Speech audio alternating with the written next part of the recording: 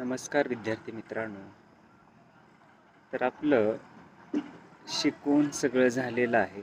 पूर्ण अभ्यासक्रम आपण पूर्ण केलेला आहे. तर आजपासून आपण ऑब्जेक्टिव्ह प्रश्नोत्तराची तयारी करून घेतोय. तुम्हाला पाठीमागही ऑब्जेक्टिव्ह प्रश्नसंच काढून दिलेला आहे. ऑब्जेक्टिव्ह आहे, जेवढी तयारी तुम्ही कराल तेवढी तयारी कमी आहे. बघूया आपण जे काय ऑब्जेक्टिव्ह काढलेलं होतं त्याचं रिव्हिजन आपण या ठिकाणी घेतोय. बघा, पहिला प्रश्न आहे, प्राणीशास्त्राच्या ज्या शाखेत कीटकांचा अभ्यास केला जातो त्या शाखेला काय म्हणतात? प्राणीशास्त्राच्या ज्या शाखेत कीटकांचा अभ्यास केला जातो त्या शाखेला काय म्हणतात? पर्याय आहेत वनस्पतीशास्त्र, कीटकशास्त्र आणि मानवशास्त्र. तर योग्य उत्तर आहे कीटकशास्त्र. जे प्राणीशास्त्राच्या ज्या शाखेत कीटकांचा अभ्यास केला जातो ती शाखा म्हणजे कीटकशास्त्र. त्यानंतर दुसरा प्रश्न आहे, पृथ्वीवर अस्तित्वात असलेल्या सजीव सृष्टीची किती गटात विभागणी केली जाते? प्रश्न आणखीन एकदा ऐका. पृथ्वीवर अस्तित्वात असलेल्या सजीव सृष्टीची किती गटामध्ये विभागणी केली जाते? गट विचारलेत सजीव सृष्टीचे. पर्याय पहिला आहे 4, पर्याय दुसरा 2, पर्याय तिसरा 3. तर योग्य उत्तर आहे 2. जे पृथ्वीवर अस्तित्वात असलेल्या सजीव सृष्टीची 2 गटामध्ये विभागणी केली जाते. पर्याय आहे 2. मग हे 2 गट कुठले? तर वनस्पती आणि प्राणी. तिसरा प्रश्न आहे, कीटकांच्या संख्येचे मनुष्याशी असलेले गुणोत्तर सांगा.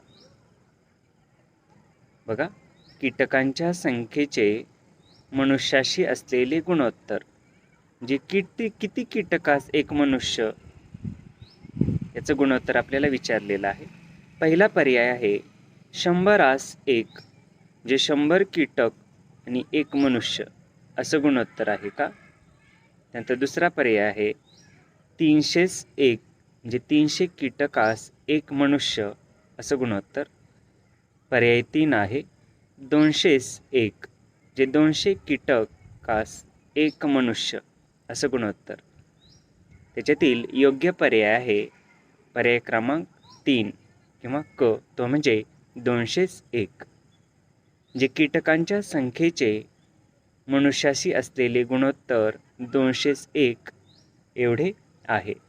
जे 200 कीटक आणि 1 मनुष्य. पुढचा प्रश्न आहे, जे सजीव पिकांना किंवा मानवास व त्याच्या संलग्न असणाऱ्या प्राण्यांना पदार्थांना अपाय करतात व जो अपाय आर्थिकदृष्ट्या नुकसान करणारा असतो, अशा नुकसान करणाऱ्या सजीवांना काय म्हणतात? बघा, जे सजीव पिकांना तसंच मानवाला, प्राण्यांना आणि यांच्याशी निगडीत असणाऱ्या पदार्थांना इजा पोचवितात किंवा नुकसान करतात आणि हे नुकसान कधीही न परवडणारं असतं, अशा सजीवांना काय म्हणतात? पर्याय पहिला आहे कीड, पर्याय 2 कीटक, पर्याय 3 आहे प्राणी. तर याच्यातील योग्य पर्याय आहे पर्याय क्रमांक 1, तो म्हणजे कीड. म्हणजे जे सजीव प्राण्यांना, सजीवांना किंवा पदार्थांना अपाय करतात किंवा त्यांचं नुकसान करतात आणि तो अपाय किंवा ते नुकसान न परवडणारं असतं, अशा सजीवांना आपण कीड असं म्हणतो. त्यानंतर पुढचा प्रश्न आहे, ज्यांचे शरीर डोके, छाती, पोट या 3 भागांनी बनलेले असते, ज्यांना पायांच्या 3 जोड्या, लक्षात ठेवा, ज्यांना पायांच्या 3 जोड्या आणि पंखांच्या 2 जोड्या असतात, अशा सजीवांना काय म्हणतात? बघा, ज्यांचे शरीर डोके, छाती, पोट यांनी बनलेले असते, ज्यांना पंखांच्या 3 आणि पायांच्या 2 जोड्या असतात. पायांच्या 3 आणि उलट झालं. पायांच्या 3 आणि पंखांच्या 2 जोड्या असतात. अशा सजीवांना काय म्हणतात? पर्याय 1 कीड, पर्याय क्रमांक 2 कीटक, पर्याय क्रमांक 3 सूक्ष्मजीव. तर याचं योग्य उत्तर आहे कीटक. आपण व्याख्या पाहिलेली आहे, ती व्याख्याच विचारलेली आहे या ठिकाणी. ज्या सजीवांचे शरीर डोके, छाती, पोट यांनी बनलेले असते, पायांच्या 3 जोड्या आणि पंखांच्या 2 जोड्या असतात, अशा सजीवांना कीटक असे म्हणतात. पुढचा प्रश्न आहे, लेडी बर्ड बीटल, क्रायसोपरला, ट्रायकोग्रामा, कोळी, क्रिप्टोलिमस भुंगेरे, गांधील माशा, विविध ढेकणे, नाकतोडा, झुरळ हे कशा प्रकारचे कीटक आहेत? कशा प्रकारचे कीटक आहेत शिकलेलो आहोत आपण. लेडी बर्ड बीटल, बरोबर आहे, मावा खाणारा लेडी बर्ड बीटल आहे, किंवा क्रायसोपरला आहे, ट्रायकोग्रामा चिलोनिस. बघा, पर्याय पहिला आहे उपद्रवकारक कीटक आहेत. उपद्रवकारक म्हणजे जे नुकसान पोचवितात असे कीटक. पर्याय 2 आहे उपयुक्त कीटक, जे आपल्याला शेतीसाठी उपयुक्त कीटक आहेत का हे. आणि पर्याय 3 आहे यापैकी नाही. कसले कीटक आहेत मग हे? उपयुक्त कीटक आहेत, कारण ह्या कीटकांचा अवलंब करून आपण पिकावरील घातक किडीचं नियंत्रण करत असतो, म्हणून त्याला उपयुक्त कीटक असं म्हटलेलं आहे. प्रश्न 7वा आहे, कीटकांचे शरीर किती भागांनी बनलेले असते? वरच्या व्याख्येमध्येच गेलेलं आहे उत्तर ह्याचं. कीटकांचे शरीर किती भागांनी बनलेले असते? तर किती भाग? पर्याय बघा, 4, 2 आणि 3. तर पर्याय क्रमांक 3 बरोबर आहे. कीटकांचे शरीर हे 3 भागांनी बनलेले असते. मग ते 3 भाग कुठले? डोके, छाती आणि पोट. पुढचा प्रश्न आहे 8वा, घरमाशीच्या संयुक्त डोळ्यामध्ये किती भिंगे असतात? आपण कीटकांचे डोळे पाहिलेले आहेत, साधे आणि संयुक्त अशा 2 प्रकारचे डोळे असतात. या ठिकाणी आपल्याला विचारलंय घरमाशीच्या संयुक्त डोळ्यामध्ये किती पर्यंत भिंगे असतात? पर्याय बघा, 4000 पर्यंत, 5000 आणि 6000. तर याचं योग्य उत्तर आहे 4000 भिंगे असतात. जे घरमाशीच्या संयुक्त डोळ्यामध्ये 4000 भिंगे असतात. पुढचा प्रश्न आहे 9वा, कीटकांच्या डोके व पोट यामधल्या भागाला काय म्हणतात? कीटकांचे डोके आणि पोट याचा मधला जो भाग आहे त्याला काय म्हणतात? पर्याय बघा, छाती किंवा धड, पाठ व छाती. कुठला पर्याय योग्य असेल? पर्याय क्रमांक 1 छाती किंवा धड. आपण व्याख्याच केलेले, डोके, छाती आणि पोट असे 3 भाग आहेत क्रमानं. मग आपल्याला काय विचारले? डोके आणि पोट याच्या मधला भाग कुठला? तर छाती, किंवा त्यालाच धड असं म्हटलं जातं. त्यानंतर पुढचा प्रश्न आहे 10वा, कीटकांच्या पोटात कितव्या खंडकावर जननेंद्रिय असतात? कीटकांच्या पोटात कितव्या खंडकावर जननेंद्रिय असतात? जननेंद्रिय म्हणजेच प्रजोत्पत्तीसाठी अवलंबली जाणारी इंद्रिय, ज्याला जननेंद्रिय म्हणतो आपण. बघा, पर्याय आहे पहिला 5व्या 6व्या खंडकावर, 7व्या 8व्या खंडकावर आणि 8व्या 9व्या खंडकावर. कीटकांच्या पोटात कितव्या खंडकावर जननेंद्रिय असतात? तर योग्य उत्तर आहे 8व्या 9व्या अशा 2 खंडकावर ही जननेंद्रिय असतात. त्यानंतर पुढचा प्रश्न आहे प्रश्न क्रमांक 11वा, मावा, तुडतुडे, फुलकिडे, पांढरी माशी, ढेकूण, पिठ्या ढेकूण, खवले कीड, पतंग हे कशा प्रकारे पिकांचे नुकसान करतात? बघा, मावा, तुडतुडे, फुलकिडे, पांढरी माशी, पिठ्या ढेकूण हे कशा प्रकारे पिकाचं नुकसान करतात? पर्याय क्रमांक 1 आहे चावून खातात, पर्याय क्रमांक 2 रस शोषण करतात, पर्याय क्रमांक 3 जमिनीत राहून नुकसान करतात. बघा, जे योग्य पर्याय कुठला आहे तर रस शोषून घेतात. आपण शिकलेलोच आहोत, मावा, तुडतुडे, फुलकिडे हे रस शोषून पिकाचं नुकसान करतात.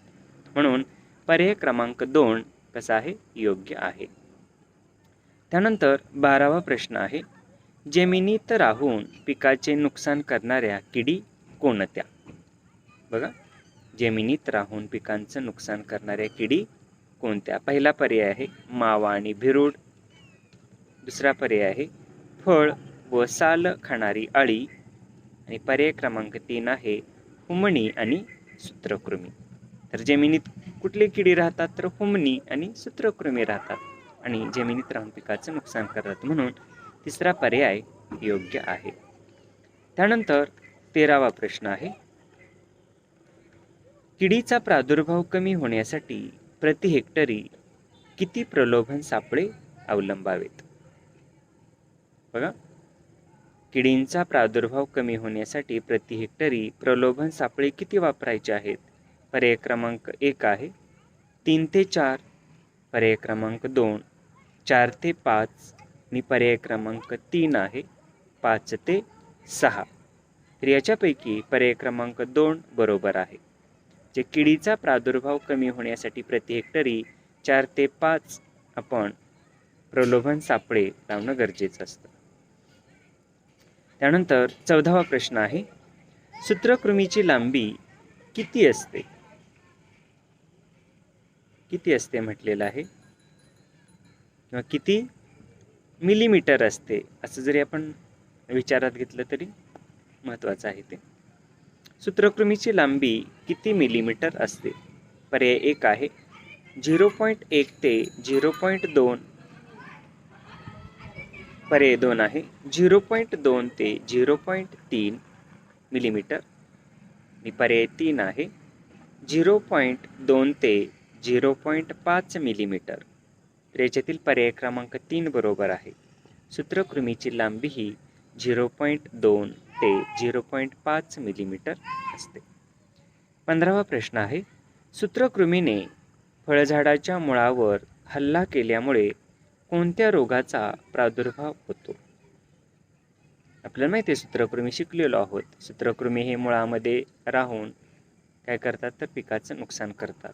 मग त्याच्यामुळे कुठला रोग होतो किंवा कुठल्या रोगाचा पिकाला प्रादुर्भाव होतो ते विचारले. पर्याय पहिला आहे आरोह, पर्याय 2 भुरी, पर्याय क्रमांक 3 तांबेरा. तर योग्य उत्तर आहे आरोह. आरोह म्हणजे काय तर झाड जळतं, पूर्णतः मरतं, त्याला आरोह असं म्हटलेलं आहे. जे सूत्रकृमी मुळामध्ये शिरून नुकसान करतात, मुळाचं कार्य थांबतं आणि झाड वाळतं, त्याला आरोह असं म्हणतो आपण. प्रश्न क्रमांक 16वा, फळबागेत सूत्रकृमीचा प्रादुर्भाव होऊ नये म्हणून किंवा फळबागेत सूत्रकृमीचा प्रादुर्भाव होऊ नये म्हणून कोणत्या पिकाची आंतरपीक म्हणून लागवड केली जाते? बघा, कुठलं पीक विचारले किंवा फुलझाड म्हणूया आपण. पहिला पर्याय आहे मोगरा, दुसरा पर्याय आहे झेंडू, तिसरा पर्याय आहे गुलाब. तर नक्कीच योग्य उत्तर आहे झेंडू. जे फळबागेमध्ये आपण आंतरपीक म्हणून झेंडू लावला असता फळबागेला सूत्रकृमीचा प्रादुर्भाव होत नाही. त्यानंतर 17वा प्रश्न आहे या पहिल्या प्रकरणातील, ट्रायकोडर्मा प्लस ही जैविक बुरशी कोणत्या विद्यापीठाने निर्माण केलेली आहे? बघा, ट्रायकोडर्मा ही जैविक बुरशी कुठल्या विद्यापीठाने निर्माण केलेली आहे किंवा शोधून काढलेली आहे? तर पर्याय पहिला आहे महात्मा फुले कृषी विद्यापीठ राहुरी, पर्याय दुसरा आहे वसंतराव नाईक मराठवाडा कृषी विद्यापीठ परभणी आणि पर्याय क्रमांक 3 आहे बाळासाहेब सावंत कोकण कृषी विद्यापीठ दापोली. तर या प्रश्नाचं योग्य उत्तर आहे पर्याय क्रमांक 1 महात्मा फुले कृषी विद्यापीठ राहुरी, जी यांनी ट्रायकोडर्मा प्लस ही जैविक बुरशी संशोधन करून काढलेली आहे किंवा तयार केलेली आहे. त्यानंतर मित्रांनो, दुसरं प्रकरण आहे कीड नियंत्रणाच्या पद्धती. याच्यातील पहिलं ऑब्जेक्टिव्ह आहे नैसर्गिक किडींचे शत्रू वातावरण, पाऊस, वारा, ऊन, जमीन इत्यादी सारख्या घटकांचा वापर किंवा समावेश कोणत्या कीड नियंत्रणाच्या पद्धतीमध्ये होतो? तर आपण शिकलेलो आहोत. बघूया पर्याय आपण. पहिला आहे नैसर्गिक कीड नियंत्रण पद्धत, दुसरा आहे उपयोजित कीड नियंत्रण पद्धत आणि पर्याय क्रमांक 3 आहे या दोन्ही पद्धतीमध्ये. तर याचं योग्य उत्तर आहे पर्याय क्रमांक 1 नैसर्गिक कीड नियंत्रण पद्धत. जी या पद्धतीमध्ये वातावरणातील घटक, किडींचे नैसर्गिक शत्रू, वारा, ऊन, जमीन इत्यादी सारख्या घटकाद्वारे कीड नियंत्रण केलं जातं. त्यानंतर या प्रकरणातील प्रश्न दुसरा, डाळिंबावरील रस शोषणाऱ्या पतंगाच्या नियंत्रणासाठी कोणता उपाय यांत्रिक उपाय म्हणून करतात? डाळिंबावरील रस शोषणाऱ्या पतंग या किडीच्या नियंत्रणासाठी रासायनिक उपायातील कोणता उपाय करतात? पर्याय क्रमांक 1 रासायनिक कीटकनाशक फवारणी, पर्याय क्रमांक 2 जैविक कीटकनाशकांचा वापर, पर्याय क्रमांक 3 फळांना प्लॅस्टिक पिशव्या बांधणे. तर यांत्रिक उपाय म्हटल्यानंतर तिसरा पर्याय योग्य आहे, फळांना प्लॅस्टिकच्या पिशव्या बांधणे.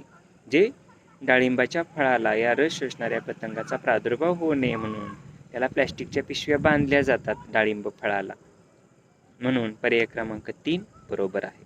त्यानंतर तिसरा प्रश्न आहे, आंब्यावरील भिरूड व नारळाची गेंडे कीड भुंगेरा या किडीच्या नियंत्रणासाठी यांत्रिक उपाय कोणता? बघा यांत्रिक उपाय विचारलाय.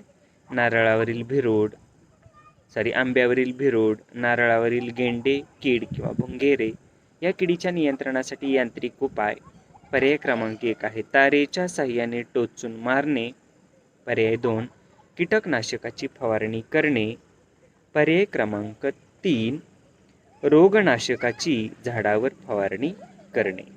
त्याच्यातील पहिला पर्याय हा यांत्रिक उपायामध्ये मोडतो, तो म्हणजे किडीला तारेच्या साह्याने टोचून मारणे. त्यानंतर या प्रकरणातील चौथा प्रश्न आहे, धान्यातील ओलावा किती टक्केच्या खाली आणला असता साठवणुकीत धान्याचे किडीपासून नुकसान होत नाही? शिकलेलो आहोत आपण. जे धान्यामधील ओलावा किती टक्केच्या खाली आणायचा जेणेकरून साठवणुकीमध्ये त्या धान्याला किडीचा प्रादुर्भाव होत नाही? तर पर्याय 1 आहे 8 ते 9 टक्केच्या खाली, पर्याय 2 8 ते 9 टक्केच्या वर आणि पर्याय क्रमांक 3 10 ते 11 टक्केपर्यंत.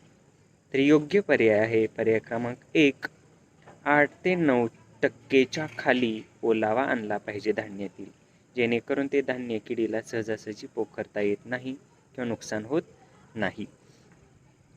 त्यानंतर पाचवा प्रश्न आहे, रासायनिक औषधाच्या सापळ्यात कोणते रसायन ठेवून फळमाशीचे नियंत्रण केले जाते? आपण पाहिले सापळे वेगवेगळे. तर या रासायनिक औषधाच्या सापळ्यामध्ये कुठले रसायन ठेवून फळमाशीचं नियंत्रण केलं जातं? पर्याय पहिला आहे कॉपर ऑक्झिक्लोराईड, हे तर काय बुरशीनाशक आहे. पर्याय क्रमांक 2 आहे ट्रायकोडर्मा, हे तर काय जैविक बुरशी आहे. पर्याय क्रमांक 3 आहे मिथिल इजेनॉल. तर हा पर्याय योग्य आहे कारण हे कीटकनाशक आहे. मिथिल इजेनॉल हे रासायनिक औषध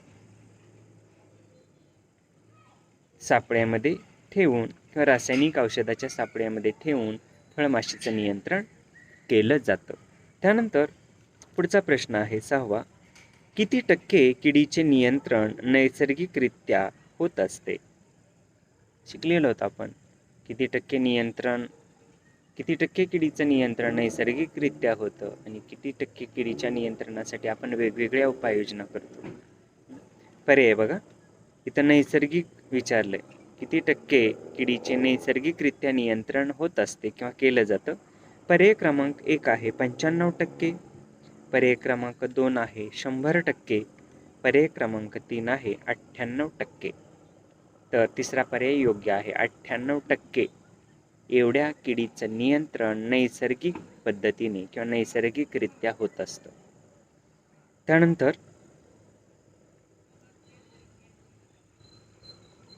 निश्चितच आपल्याला या ठिकाणी दुसराही प्रश्न तयार होतो की किती टक्के किडीच्या नियंत्रणासाठी आपण वेगवेगळ्या उपाययोजना करतो. तर 98% म्हटल्यानंतर राहते किती 2%. जे 2% किडीच्या नियंत्रणासाठी आपण वेगवेगळ्या उपाययोजना करत असतो. हाही पर्याय तिथं तुम्ही लक्षात घेणं गरजेचं आहे. त्यानंतर पुढचा प्रश्न आहे कॅलिफोर्नियामधील कॉटनी कुशन स्केल किडीचे नियंत्रण कोणत्या परभक्षी कीटकाद्वारे पूर्ण झाले? बघा, कॅलिफोर्नियामधील कापसावरती कॉटनी कुशन स्केल ही कीड पडली होती आणि या किडीच्या नियंत्रणासाठी कुठली परभक्षी कीड त्या ठिकाणी वापरण्यात आली? पर्याय बघा, लेडी बर्ड बिटल, पर्याय क्रमांक 2 ट्रायकोग्रामा, पर्याय क्रमांक 3 आहे आयसेरी परचेशी. तर आपण शिकलेलो आहोत. तर योग्य उत्तर आहे पर्याय क्रमांक 3 आयसेरी परचेशी. ही परोपजीवी कीड वापरून कॅलिफोर्नियामधील कॉटनी कुशन स्केल या किडीचं नियंत्रण केलं गेलं. त्यानंतर पुढचा प्रश्न आहे आंतरराष्ट्रीय पीक संरक्षण करार कधी केला?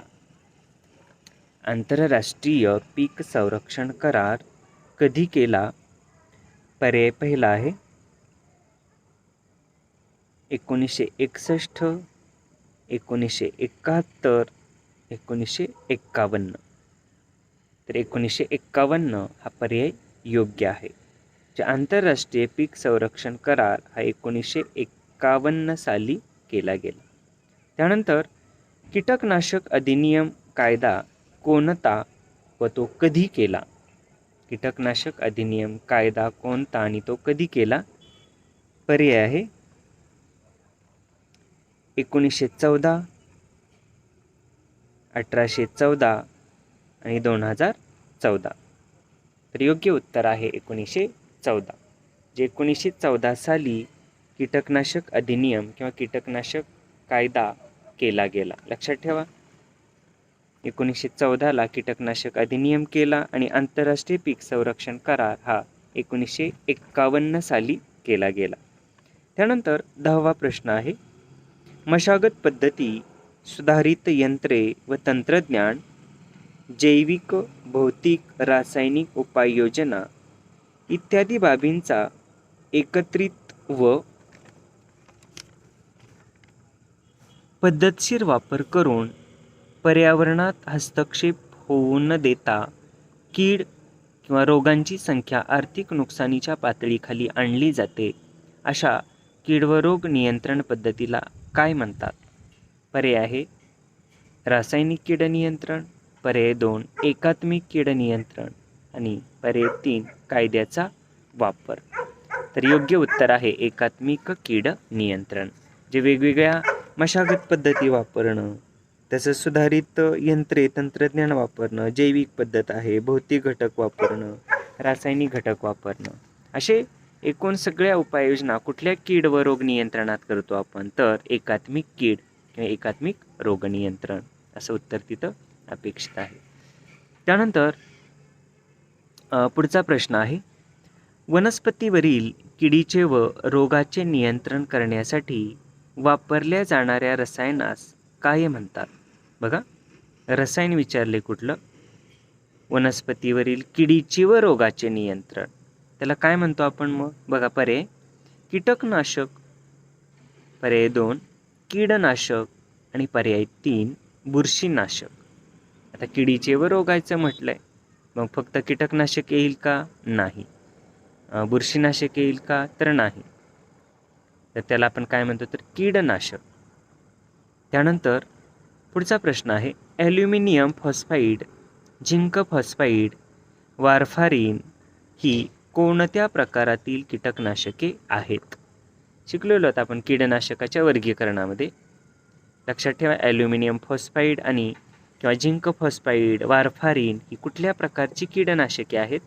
पर्याय क्रमांक 1 सूत्रकृमीनाशके, पर्याय 2 उंदीरनाशके, पर्याय 3 तणनाशके.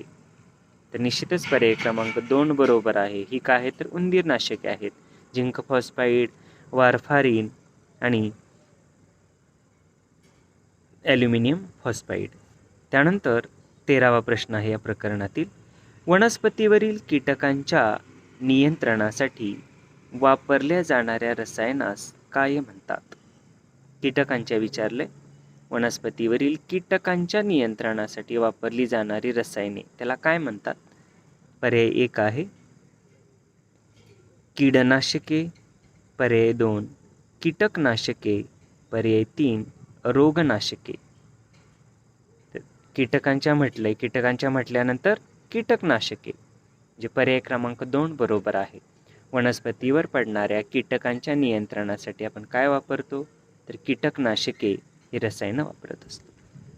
त्यानंतर पुढचा प्रश्न आहे 14वा. सायपरमेथ्रिन कोणत्या प्रकारातील कीटकनाशक आहे? बघा, सायपरमेथ्रिन कोणत्या प्रकारातील कीटकनाशक आहे? पर्याय क्रमांक 1 स्पर्शजन्य, पर्याय क्रमांक 2 पोट किंवा जठर विष, पर्याय क्रमांक 3 धुरीजन्य. तर सायपरमेथ्रिन हे आंतरप्रवाही आहे, म्हणजेच ते पोट किंवा जठर विष आहे, जे पोटामध्ये जाऊन त्याद्वारे किडीचं नियंत्रण होत असतं. त्यानंतर 15वा प्रश्न आहे. एवढा प्रश्न घेऊ आणि आपण थांबूया. फिप्रोनिल बायफेनथ्रीन ही कोणत्या प्रकारातील कीटकनाशके आहेत? बघा, लक्षात ठेवा, फिप्रोनिल आणि बायफेनथ्रीन ही कुठल्या प्रकारातील कीटकनाशके आहेत? पहिला पर्याय आहे स्पर्शजन्य, दुसरा आहे पोट किंवा जठर आणि तिसरा पर्याय आहे धुरीजन्य. तर मित्रांनो, पहिला पर्याय बरोबर आहे. ही स्पर्शजन्य कीटकनाशके आहेत. फिप्रोनिल आणि बायफेनथ्रीन स्पर्शजन्य कीटकनाशके आहेत. तर मित्रांनो, आपण या ठिकाणी थांबूया. तर आजच्या तासाला आपण प्रकरण क्रमांक 1 कीटकशास्त्र किंवा कीटकशास्त्राची ओळख, व्याख्या वगैरे या प्रकरणातील ऑब्जेक्टिव्ह पाहिलेला आहे. आणि पुढचं जे प्रकरण आहे कीड नियंत्रणाच्या पद्धती, याच्यातील काही ऑब्जेक्टिव्ह प्रश्न आपण पाहिलेले आहेत. राहिलेला भाग आपण पुढील तासाला घेऊया. काय अडचणी असतील तर विचारत चला. आणि मी पाठीमागेही सूचना दिलेली आहे, जर आपण काही तास झूम ॲपवरती प्रत्यक्ष जर लेक्चर घेतले आपण, तर अधिक ते आणखी रिव्हिजनच्या दृष्टिकोनातून अधिक चांगलं होईल. ठीक आहे, आपण या ठिकाणी थांबूया. धन्यवाद.